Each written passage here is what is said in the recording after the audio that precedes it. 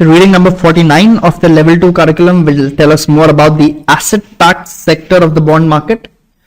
So the concepts are very similar to mortgage-backed securities. However, now the underlying pool need not necessarily be mortgages. It will come from different types of loans. Just like we securitized mortgages, can we securitize auto loans? Can we securitize student loans? Can we securitize any other type of loans? The only additional problem that comes in is that these securities will now also have credit risk. So just like you did prepayment tranching, you may need to do credit tranching. Apart from that, all concepts and basics remain the same as we studied for mortgage-backed securities. So once again, we'll revise the concept of securitization. So there will be three key parties to a securitization transaction. There will be a seller who originates the loans and sells them to the issuer or the trust. There will be an issuer or the trust, we call this as the SPV when we explained it in mortgage-backed securities, who buys the loans from the seller and issues the asset-backed securities. There will be a servicer who will service the original loans, that is collect the payments and pass them on to the investors. The flow of funds structure in a securitization transaction is known as the waterfall. That is, the senior tranches get paid first, then the junior tranches, and then the equity tranche. So a securitization in asset-backed securities may have any underlying pool. The underlying does not need to be mortgages. So for instance, we may have an auto finance company. So this is an auto finance company that gave out a lot of auto loans, and now payments are expected from these auto loans. The financer needed money and hence he wants to get these loans off his books. So he transfers them to the SPV. The SPV in turn creates securities called asset-backed securities which various investors can buy. When the SPV now does the tranching, or this trust now does the tranching, he will do a prepayment tranching and we will also do a credit tranching. That is, the senior tranches will have lower credit risk. Any defaults also will not affect the senior tranches. They will affect the equity tranche or the junior tranche first, and the middle level tranches or the subordinated tranches second, and then they will affect the senior tranches. Logically, the equity tranche will have the highest yield. That is, for a promised cash flow of $100, the equity tranche may agree to pay only $50. That is, it wants a yield of 100% because it knows that risk is very high, defaults are likely, and I'm going to take the first hit. The senior tranche will generally have a very high credit rating. That is, if they are promised cash flows of $100, they may be required to pay $95.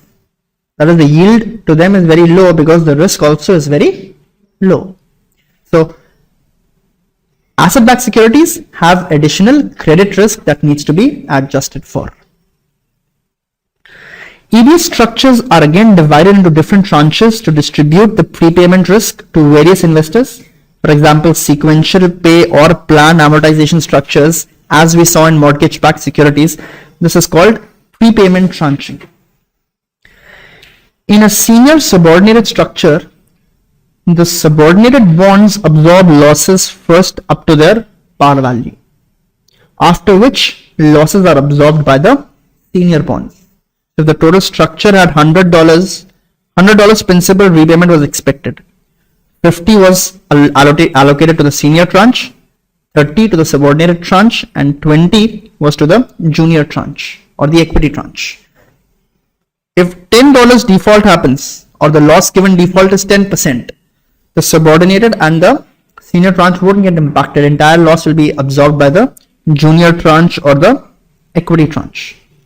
If $30 of losses happen, then the equity tranche will first get wiped out and $10 $10 of loss will have to be absorbed by the subordinated tranche. If loss exceeds $50, then the senior tranche will get impacted, or there will be credit default at the senior level also. This structure is called credit tranching. Wasn't so much concern in mortgage-backed securities because they are backed by government. So as we understood, we will do a prepayment tranching according to which prepayments will be distributed. Senior tranches will have a promised life. Any extra payments or any lesser prepayments, any shortfalls will be made good by the support tranches. So that tranching remains the same. There will additionally be a credit tranching. So we can also define that for each of these tranches, where will the credit risk first be absorbed? Generally, the senior tranches will have the last risk of default. That is, the AAA rated tranches will be the senior most, that is, last default will be borne by these tranches. The equity tranche, which will have a lower credit rating, will have first impact of credit loss. So this prepayment tranching as well as credit tranching needed in these structures. The structure of the ABS is also affected by whether the assets are amortizing or non-amortizing. Amortizing assets are like auto loans, that is similar to our mortgage-backed security that we studied. That is, once they are securitized, the composition of the loans in the pool does not change. So let's say 1,000 auto loans we have securitized, then it's the principal repayments from these 1,000 loans and the interest payments that will be passed on to our ABS investor.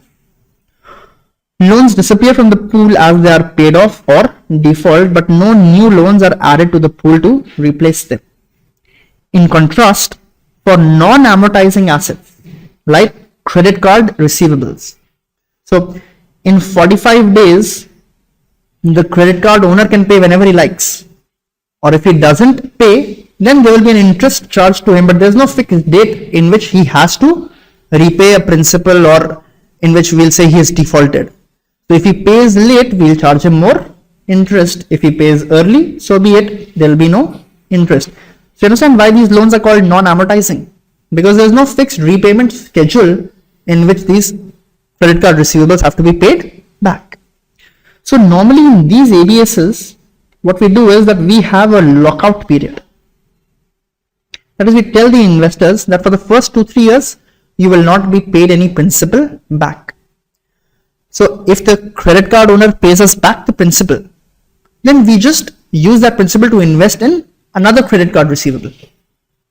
So for the first 2-3 years, the principal is not paid back to the ABS investors. The principal is reinvested to earn more interest, and after which we start paying back or paying down the principal as well. So for non-amortizing assets like credit card receivables, the composition of the loans in the pool can and does change.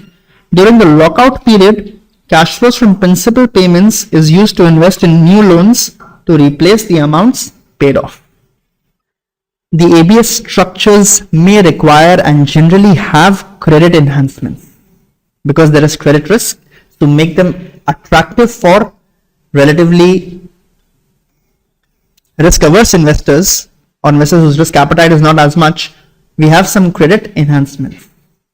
External credit enhancements are guarantees from a third party that are used to supplement other form of credit enhancements. For example, third party guarantee effectively links the ABS to the credit risk of the third party guarantor. So the guarantor says that even if this ABS pool defaults, I'll make good the payment. If that guarantor also defaults, then that is now the risk. Third party guarantees include corporate guarantee, letter of credit issued by a bank, the bank is giving a guarantee, or a bond insurance that I can purchase. Internal credit enhancements are internal to the issue and they do not rely on a third party guarantee. So internal credit enhancements include reserve funds, over collateralization, and senior subordinated structure. So reserve funds means that if I'm promised or if I'm expected to receive 100 my tranches all sum up to 90. That is what I've promised to pay. So that the first $10 loss actually doesn't affect anybody. These are called reserve funds. Over collateralization is similar. That is, the collateral pool has a higher value than what I have promised. In a senior subordinate structure, the senior tranches have lower credit risk at the expense of the junior tranches, as we just saw. So the senior tranche is promised a par value of $300 million, $80 million for subordinate tranche, and $30 million for the subordinate tranche B. So the total value promised is $410 million, and the collateral value for the structure is $450 million. So what we are expected to receive is $450 million. Tranche B is the first to absorb losses. The amount of over collateralization for this structure can be calculated as $450 million minus $410 million, that is $40 million. We can similarly keep an excess spread also. That's also a way of credit enhancement. Suppose that the interest spread on the collateral assets is 7.5%, and the interest paid on the liabilities on the SPE weighted average comes out to be 6.25%, with fees and expenses totaling 0.4%. Calculate the gross and net excess spread. Gross excess spread would be 7.5 minus 6.25, and net will be the net of fees. That will be 7.5 minus 6.25 minus 0.4. So the gross excess spread is 1.25%, and the net excess spread comes out to be 0.85%. So again, the idea is to ensure that even if some losses occur, I haven't promised as much, so I will be able to get away without showing any default on the securities or the asset-backed securities. Now the next part of this reading just tells us about the various types of loans that can be used to create asset-backed securities. The details are not to be known. I don't expect much to be tested from this. It's just the characteristics of what these underlying assets can be. So we took an example of auto loans. They could be student loans also. They could be credit card receivables also. They could be home equity loans. So mortgage is generally not given on the entire value of the house. If the value of the house is 100, mortgage will be given on 80%, or $80 is the mortgage that you can get. $20 is still the equity that the homeowner needs to put in. Let's say the homeowner has $10, then this $10 he can take as a loan from another institution, which will be a relatively riskier loan, but institution is willing to give it, so it can give it, which will be called a home equity loan.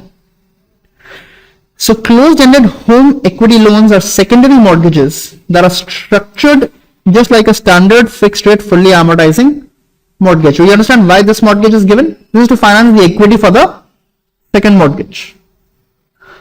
The pattern of prepayments for HELs differs from MBS prepayment patterns primarily because of the differences in the credit traits of the borrowers. So generally the credit quality of these borrowers will be lesser as compared to the regular mortgage-backed securities. Therefore, analysts must consider the credit of the borrowers when analyzing the home equity loan-backed securities. So just analyzing the house is not enough.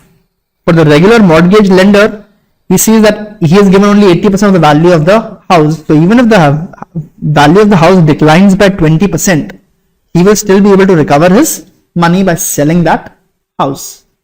For a home equity loan, however, he has to ensure that the credit quality of the borrower himself is good, because he may not be able to recover it from the house. HEL floaters have a variable coupon rate called the available funds cap. So HEL floaters sometimes have a floating rate and not a fixed rate.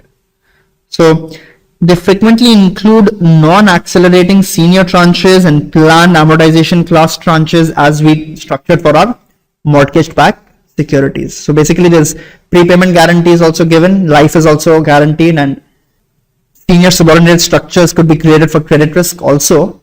But basically these will be backed by a pool of home equity loans rather than mortgages or auto loans or any other loans. We can create asset-backed securities for loans given for manufactured housing. So manufactured housing ABS are backed by loans for manufactured homes. So these manufactured homes essentially are smaller homes which are generally mobile, can be moved from one place to the other. So loans given for these kind of houses are called manufactured housing ABS. Prepayments for manufactured housing ABS are relatively stable because the underlying loans are not as sensitive to refinancing. First of all, small loan balances, these houses are not as high in value as your regular houses. So the small loan balances reduce the extent of savings that are resulting from refinancing, because the amount of the loan is, so the absolute saving is not very high even if you refinance. Secondly, initial depreciation of the mobile homes may be such that the loan principal exceeds the asset value. Hence, the borrower has not much incentive to prepay soon. So the value of his house is 50. The loan that he has received on it is already 90. Even if he defaults, he may be in a profit because the bank can take the home and the home is only worth 50. Hence, again, prepayments, we don't see much happening in these kind of loans. Borrowers often have relatively low credit ratings, again making it difficult for them to refinance. We could have auto loan backed ABSs. So these are backed by loans for automobiles. They have maturities of 36 to 72 months generally and are issued by financial subsidiaries of auto companies. So every auto company also has an auto finance subsidiary that finances these auto purchases. Commercial banks, credit unions also all give auto loans. Prepayments of auto loan backed securities are caused by sales. So as I sell my automobile to somebody else, I also prepay the loan. Trade-ins, repossession, resale, insurance payoff due to theft, accident, borrower payoffs, refinancing are all reasons why an auto loan may get prepaid. So prepayment is a concern and prepayments are likely in the case of auto loans. So refinancing amongst all these is of minor importance because many auto loans are frequently below market rates due to sales promotion. So prepayments do happen in auto loans, but not for the regular reasons in our mortgage. In our mortgage, refinancing happened because interest rates went down. In auto loans, prepayments happen not because of rates going down, but because of all these other factors. I've sold the automobile, or it got stolen. So the insurance company pays me and I pay off the bank, etc. So these reasons are more the reasons for prepayments than just an interest rate falling, because interest rates anyways are quite low for auto loans because competition is very high in this market amongst banks. Just one more formula that you need to remember in the case of auto loans is the absolute prepayment speed. Conceptually, this is very similar to the conditional prepayment rate, but is slightly different in calculation than the conditional prepayment rate. So just remember that the absolute prepayment speed is a measure of prepayments associated with securities backed by auto loans. It is calculated as the monthly prepayment expressed as a percentage value of the initial collateral. So it is similar to CPR, and given an ABS or an absolute prepayment speed, which is an annualized number, we can calculate the single monthly mortality as ABS upon 1 minus ABS into M minus 1. So it just doesn't have so much compounding effects built into it. Hence, the SMM from the ABS can be more directly calculated. Don't worry about the proof of this formula. I'm sure it can very easily be proved like we did for CPR. But just remember, this is a conventional term used in the auto market. and hence we should remember it. Only for auto loans this is used. For our general prepayment rates, it is the CPR and the SMM that are more common. So just remember this formula and understand it as an example. So the absolute prepayment speed 12 months after origination is 3%. That's the annualized number. Compute the single monthly mortality. Single monthly mortality or the monthly rate will be 0.03 upon 1 minus 0.03 into m minus 1 is the number of months since loan origination, that is 12 minus 1, which comes out to be 0.0448 or approximately 4.48%. The asset-backed securities could be backed by student loans as well. So student loan ABSs are most often securitized by loans made under the US government's FFELP, that is the sponsoring program, or that's what insures student loans. So even if student loans default, then this institution makes up for it. So qualifying FFELP loans carry a US government guarantee.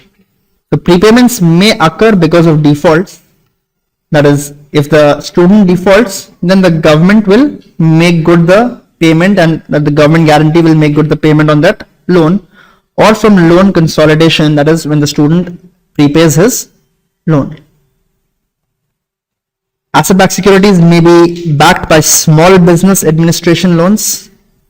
So these are backed by a pool of SBA with similar terms and features. Most small business administrative loans are variable rate loans, reset quarterly or monthly, and are based on the prime rate.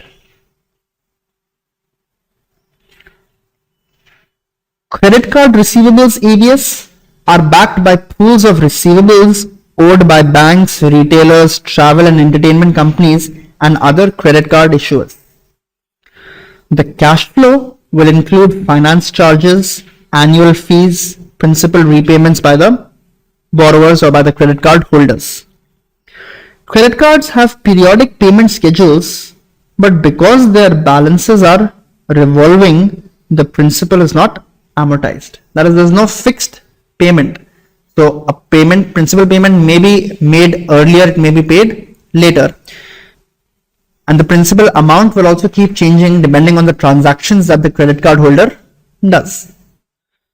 So because of this characteristics, the interest on credit card ABS is paid periodically. However, no principal is paid to the ABS holder during the lockout period as we studied. That is, for the first 18 months, any principal repayments made by the credit card holders will be reinvested into other credit card receivables so as to enhance the interest. Interest payments will be passed back on to the ABS holders. But after 18 months or 24 months or whatever is the lockout period, whatever principal repayments also come will start to get repaid back to the ABS holders, and then the ABS will start to get paid off or will start to diminish. A collateralized debt obligation is an asset-backed security, again, that is collateralized by a pool of debt obligations. This is a general term. CMO is specific to mortgages. Collateralized debt obligation can have any of the debt obligations that we studied earlier. So CDO again can have the same structure that we discussed. That is, one or more senior tranches, several levels of subordinated or mezzanine tranches, and one equity tranche, that is the most risky tranche or the first tranche that will absorb any losses to provide prepayment protection and credit protection. So this pool will contain a mix of floating rate and fixed rate instruments. However, majority of the payments are based on a floating rate. So managers often address this mismatch by buying interest rate swaps, that is swapping the floating rate for a fixed rate. Hence it also becomes like the regular fixed rate pool of mortgages that we have studied. In a cash flow CDO, the portfolio manager seeks to generate sufficient cash flow, that is from interest and principal payments, to repay the senior and mezzanine tranches. So in cash flow CDO, We receive money from our investors who are investing in the securities like the ABS securities or the CDO securities. Those investments are then used to purchase an underlying pool of mortgages in a CDO, not mortgages or any other type of loans. In a cash flow based CDO, the fund manager doesn't buy and sell this underlying. He uses the money first time to purchase a pool of mortgages, or rather purchase a pool of assets. And then it is the principal and interest payments from these assets or from these loans that he has purchased that will be used to pay off the interest and principal to the various tranches over the life of the CDO. That is the cash flow CDO. In a market value CDO, the fund manager will actively manage the portfolio and sell assets to generate cash flows to meet the CDO tranches obligations. He may even take a view on duration and interest rates. That is, if he thinks interest rates will go down, he may buy more of long duration assets. If he thinks interest rates will go up, he may sell long duration assets and buy more of shorter duration assets. So in a cash flow CDO, we don't do that. We just use the cash flows to pay off the tranches. In a market value CDO, we may buy and sell assets also to enhance return or to pay off the tranches. A very interesting concept, and please pay attention now, is of the synthetic CDO. In a synthetic CDO, the bondholders take on the economic risks, but not the legal ownership of the underlying assets. So we'll study with an example and in more detail how a synthetic CDO is structured. However, the advantage is that the senior section may not even require funding at all. The ramp up phase is much shorter, and it is cheaper to acquire an exposure through credit default swaps instead of buying the asset directly. So I'll explain the CDO structure in more detail in the next slide. But understand that in a cash flow CDO that we studied first, generally it's a long-term process. That is, there is a ramp up period wherein I'm collecting the funds and then I'm purchasing the underlying pool. It will not be easy. It will take time and effort to identify the pool of assets that I want to purchase, and then a pay down phase wherein I'll start returning interest and principal to the investors. A synthetic CDO can do all that much faster. Let's understand how. So let's start first with the various tranches. There is a senior tranche that is promised, for instance, a return of 3% or a yield of 3%. It's AAA rated, no risk of default, but of course the return will also be lower. And there is a mezzanine tranche that is promised a return of 6%, and there is an equity tranche that is promised a return of 10%. In total, the investors of all these tranches, let's assume, paid $100. 50 paid by the senior most tranche, 30 paid by the mezzanine, and 20 paid by the equity tranche. On this 20, I'm liable to pay 10.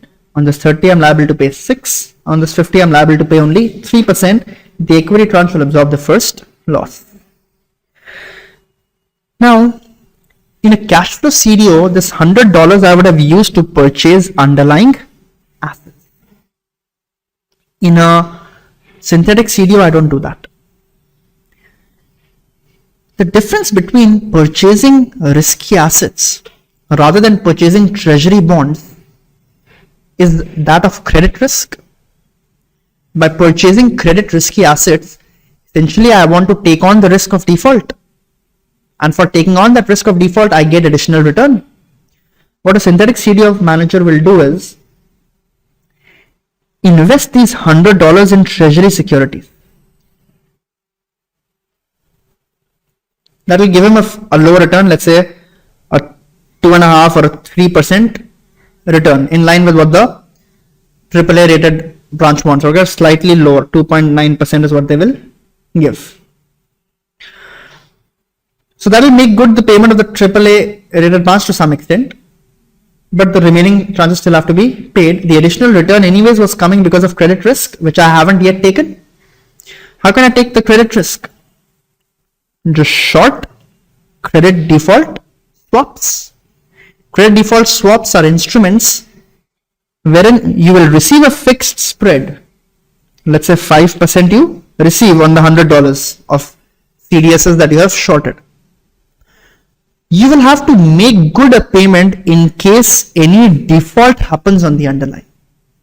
So if any of these securities on which you have written a CDS, if they default, then whatever is the loss in value because of the default, you will have to pay. So there is a contingent payment, which is the same as buying any other risky asset. If there is a default, you lose. So that default risk you take by shorting CDS. Now, the advantage of this structure is that this can be done much faster than actually buying the underlying collateral. I can short CDSs on the underlying much faster. So essentially, I have created the same economic exposure. Any loss means this $20 from the equity tranche will be first used to make good the payment on the CDS if anything becomes due. Subsequent losses, if they happen, will be made good by the mezzanine tranche. In the extreme case, I may not require funding from the 50 or from funding from the senior tranche at all.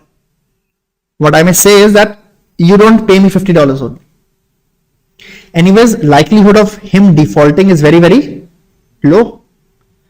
If a default occurs, then you will have to make good the payment. But to begin with, treasury bonds are anyways giving you 2.9%.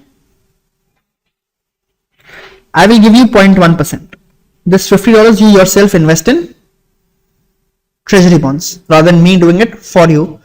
Over and above treasury bonds, I was giving you 0.1% and I was giving you a total of 3% for your $50 that you were giving me. You keep your $50 with yourself. I'll just give you 0.1% return just for the commitment that you have invested in my CDO. I don't need any money, right? This money anyways I was putting in treasury bonds, and now whatever was coming I was giving it back to him only 2.9%. In a CDS, by entering a CDS, I don't have to pay any money. By agreeing to write a CDS, I don't have to pay any money. In fact, I'll start receiving money. Payment will be due only if the counterparty defaults. If defaults happen to such an extent that AAA rated tranche also gets affected, then my agreement is the AAA guy will pay up. But I know probability of that is very, very low. So I can, even in the extreme case, keep the AAA rated tranche unfunded. The junior and the mezzanine tranches, I'll take their $50 because I know there may be a default on the CDS and then I may have to make good the payment. So that's the structure of a synthetic CDO with all the advantages that we discussed earlier.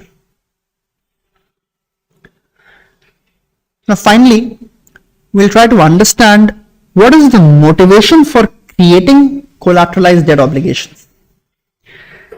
So CDOs can be arbitrage driven, in which an investment banker just sees that there is a healthy spread to be made between the rates promised to the tranches and the rate that I'm getting from the underlying collateral. So an investment banker may just create this structure and sell CDOs to willing investors and receive interest payments from the collateral. So in an arbitrage driven, the motivation is to generate an arbitrage return on the spread between the return on the collateral and the funding costs. In a balance sheet driven CDO, the motivation actually is to remove assets from your balance sheet. So you are doing a CDO because you are an originator and you don't want these assets on your books because you need money. So you put the assets in an SPV and sell them off to investors. So it can be arbitrage driven, or if you are the originator like the bank or the finance company, then the motivation can be balance sheet driven. For example, a bank can use a synthetic CDO to remove the credit risk of a loan portfolio from its balance sheet and thereby reduce its regulatory capital requirements. The advantage of the bank using the synthetic structure versus a cash CDO is that they don't need to obtain the consent of the borrowers to move the credit risk of the balance sheet. Otherwise, if I have given you a loan and I'm selling your loan to somebody else or to some other bank, maybe there is a requirement that I need to take your permission. I can't just sell your loan to anyone because you took a loan from me. If I do it in a synthetic manner, that's also an advantage because I'm just shorting a CDS and I don't need your permission. Assume the following. The CDO is a $500 million structure. The collateral has an initial value of $500 million. The collateral consists entirely of bonds with 10 years remaining until maturity and a coupon rate equal to the 10-year treasury rate plus 400 basis points. The senior tranche represents 80% of the structure and carries a coupon of LIBOR plus 200 basis points. There is one $60 million mezzanine tranche and it carries a fixed coupon equal to the treasury rate at origination plus 230 basis points. The manager of the trust has entered into an interest rate swap under which the trust will pay an annual fixed rate equal to the treasury rate plus 180 basis points and receive LIBOR. The notional amount for this swap is $400 million. The 10-year treasury rate is 8% at the time of origination of this CDO. Calculate the interest received by the CDO from the collateral and the swap counterparty, the total interest paid by the CDO to the senior and mezzanine tranches and the swap counterparty, and the net cash flow to the equity tranche. So let's depict the question diagrammatically and then let's try to see what will be the payoff and inflows. So we have a $400 million senior tranche that has been promised a payment of LIBOR plus 2%. We have a $60 million subordinated tranche that has been promised a payment of treasury rate plus 230 basis points. The treasury rate is given to be 8%. So 8 plus 2.3 is 10.3% is what we have promised to the mezzanine tranche. And there is an equity tranche that gets paid whatever is remaining. There is no fixed cash flow. Now, our collateral is worth $500 million, which consists entirely of bonds and a coupon equal to the 10-year treasury rate plus 400 basis points. So 800 plus 400, the inflow from the coupon payments from this collateral are to the tune of 12%. 800% is the treasury rate plus 400 basis points is the spread. So 12% is what we are getting from the bonds or the collateral. The manager has entered into an interest rate swap under which the trust will pay an annual fixed rate plus 180 basis points and receive LIBOR. He's doing that probably to meet the obligation of this senior tranche. So on $400 million, we are paying LIBOR plus, or rather we are paying treasury rate plus 180, that is our cash flow is minus 9.8%, and we are receiving an inflow equal to LIBOR, that is at the SPV level. So assuming there is no default, the calculation is pretty straightforward. Let's depict the inflows and the outflows. So to begin with, the inflow is of 500 into 12% or 500 million into 12%.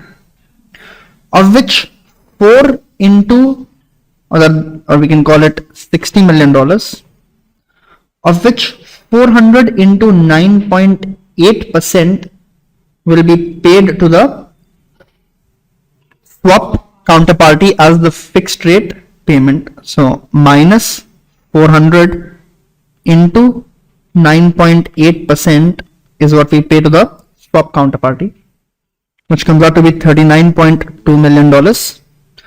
From the swap counterparty, we receive LIBOR on 400. The 400 into LIBOR that we receive from this counterparty will directly go to the senior tranche, plus another 2% we have to pay. So minus another 2% of $400 million is what is paid to the senior tranche. So this is what is remaining after the senior tranche has been fully paid, that is 60 minus 39.2 minus $8 million, which will come out to be 60 minus 47.2, that is $12.8 million. The only thing remaining to be paid now is the mezzanine tranche and the equity tranche. The mezzanine tranche will get 60 million into 10.3%. So from this 10, you will deduct 60 into 10.3, that is $6.18 million.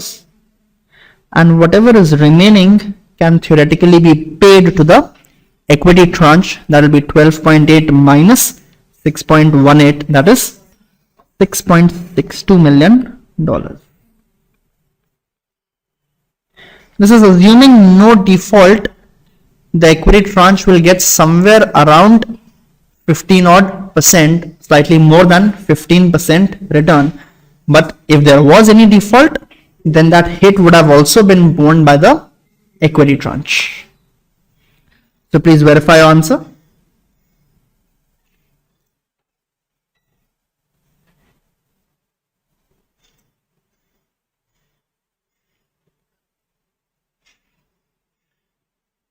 So that's about the review on the asset-backed sector. We'll study more about valuing asset-backed securities and mortgage-backed securities in the coming session.